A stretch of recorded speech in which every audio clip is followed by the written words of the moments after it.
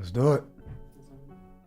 Okay, so something that stood out to me in this interview with Aisha Hall was something that we actually, I don't think we've heard from other female guests, is the different level of depression that women face, especially being Right. in prison. And I don't know that we ever like touched on that with you either. Did you experience a form of like deep sadness or deep depression while you were in prison? Oh, there ain't no question about it. It's a deep, deep hole. It's a black hole that you can be in, and it can. I got better over time when I started focusing on myself and got so deep into my law work. But yeah, it's an emotional roller coaster. Like when dudes talk about, you probably every now and then you'll hear people talk about when you laying in that bed at nighttime and the lights is out. Yeah, what Many a were those days. moments like? Like horrible. Like you be crying, you be crying, but you can't make you crying, but you it's a silent cry. Like the tears are coming, you might put the blanket or the sheet over your head because you don't want nobody else to hear you in there crying. You're in prison. You know what I mean? So you can't show no signs of weakness. But everybody in there is going through the same thing at various stages. And Was there a specific thought that used to put you in the hole? yeah, thinking about my wife, thinking about being away from my children. It's real deep. You're always thinking about what they're doing. You're worried about them being with someone else. When it comes to your wife, you're worried about maybe some other man having influence over your children. So, all of that type of stuff enters into your mind. And I'm happy you brought that up about Aisha Hall because, for women, like she said, I have thought about that. And it is it's something that men, we go through, but we go through in another way. Like, but it's a different experience for women, for obvious reasons when they're locked up. Some women, the man might not even be in their life and they might be, and they might be single parenting and then get locked up. Yeah. Going there for their children. Yeah. So then they lose their children. So that was important that she brought that up. And I'm glad she did. It's an eye opener just to kind of think about it again of what the women have to go through and the scores and hundreds of thousands of women that are locked up in society also, and what that does to not only the woman but the child. And so she talked about how she would, write plays, write books, distribute it to the other inmates in there. You mentioned that the way that you kind of helped get out of that hole was going to the law library. Yeah, not only the law library. I almost forgot about this too because I was actually in college also at the same time. I was going to school. They have schools that you can go to. Basically, they're like online schools, but at the time I was in prison, you couldn't do it online. So they would mail you your, they would mail you everything, and you do it like that. And it's funny because when I came home, I went to school also. So I was in there going to school for an associate's degree, but I was doing that. It took a few years, and it was kind of like towards the end of my bid, and then I ended up getting out. So, I basically lost. I didn't get any accreditation for any of that I was doing when I was in there, but I didn't even care because when I got home, I jumped into a regular university. But yeah, so law work. Well, there was a couple different things. It was law work. It was spirituality, and getting into my Bible, getting into my prayer. And like I said, college, law work, and then exercise. I became a gym rat also. I worked out with Tim Montgomery, right? Yeah, the original Usain Bolt. I worked out religiously. We worked out all the time, and I worked out, continuously, 5-6 days a week, and we went hard. So. What'd your workout program look like? Yo, it was insane. We was basically we did 2 workouts a day. Like we would hit the field because it was a soccer field. So we would go out there and we would do all type of outside work. We would do a lot of sprint work. For those of y'all that don't know who Tim Montgomery is, he's the original Usain Bolt. And by that I mean he was the original fastest man in the world. He was a gold medalist. He set the record for 100 meters. And so we did a lot of stuff outside, a lot of sprint work, a lot of plyometrics, things that you did just with your body, calisthenics, sprint work, all of those different type of workouts where you're just using your own natural body. And I was outside and we were in the sun of Alabama. We'd go out there at 100, 105 degrees and we'd work out and we'd go hard. And then We would do it until count, the 4 o'clock count. Then we'd go in for count, and then when it was time to go eat for dinner, we would hit the weight pile. You know, we were fortunate enough to be at one of the few federal institutions left that still had weights, free weights, and then we would hit the weight pile, and we'd work out, and then towards it when they call last call at chow hall, then we'd leave the work pile and we'd go eat, and so we'd get our protein and all that type of stuff. Okay, big program. Yeah, no question. Has that translated into your life? You still exercise? Your program from prison, did that help you out once you got out? Absolutely. I never used to work out before I went to prison. So, those were one of the benefits that came from going to prison, one of the positives that I took out of it. I owe a lot of that to Tim Montgomery and other people that I used to work out with before I even met Tim. A lot of those dudes in there would end up getting their certification for becoming a fitness trainer. And a lot of those dudes carried that with them out here.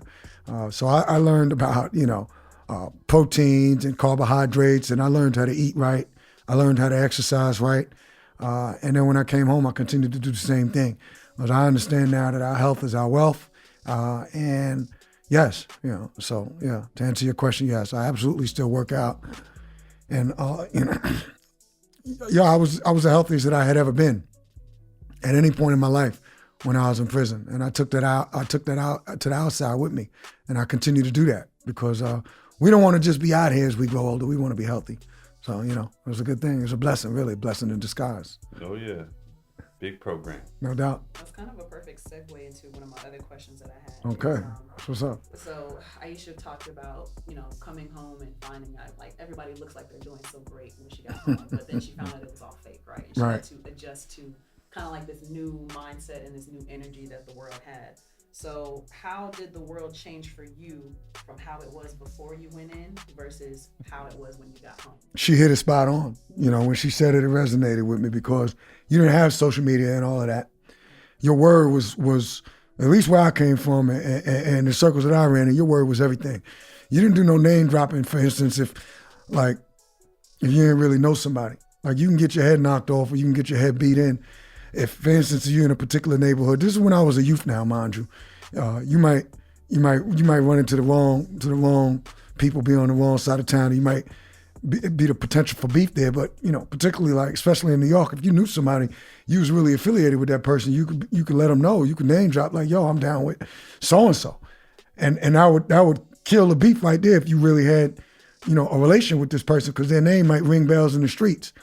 If you didn't really know that person and you was calling out somebody's name, then the people that was going to get you right then might not get you, but the people whose name you was dropping. So I say that to say that so much is fabricated now because of the creation of social media. So back when I was growing up, you showed what you really had. Like everything had to be real. Everything was about being real. And of course, there's still a segment of people out there that is all real. Like they say, real recognize real. That's what I appreciated about Aisha Hall so much. She's a real human. And that's what I loved about that conversation because she exudes realness in speaking to her. So you can see that she's not, anything that she's talking about, she's not talking about it in a braggadocious or arrogant manner. She's talking about it because she really did that. And she's living that life now. So I really appreciated having that conversation with her because she's one of the real ones, and I consider myself one of the real ones. So when people recognize that, it's appreciated. And I would say that's what changed the most. And that's not to say, let me be clear.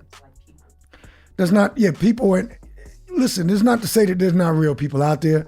It's just that if you are fake or if you are fabricated, it's easier to be fabricated, because people can't necessarily check. They can't necessarily check your, they can't necessarily check the record. It's easier when people is putting all type of stuff on social media because social media is just a highlight reel. It's just people only showing the high points of their life, and they're not really giving you the full picture, I would say. But I appreciate that question. That's a good one. Thank you. And then I have one last question. All right. You're a business guy. You're a real estate guy. what type of inspiration were you feeling when Aisha was talking about her money journey from like the penny saver to the mortgage lending to the PPP, and just what kind of inspiration did you feel when she was talking about that? It's dope because she hit on so many different topics. Like she's giving people financial empowerment. So she is literally and figuratively helping people get released from a mental prison or a financial prison. Because, just like she was speaking of how she got into the private placement, what was it? The PPP? I think that was it. Because they have so many different things set up for where they only reserve it for people that have tremendous means or tremendous wealth with no good reason other than to keep people out that don't have it. So it resonated with me because it's the same thing in the real estate game. Like if you have the ability to be able to show that you have credit worthiness or that you're worth a certain amount on paper, you don't have to use it. Same idea. I might have the same idea as somebody else. I might recognize that this potential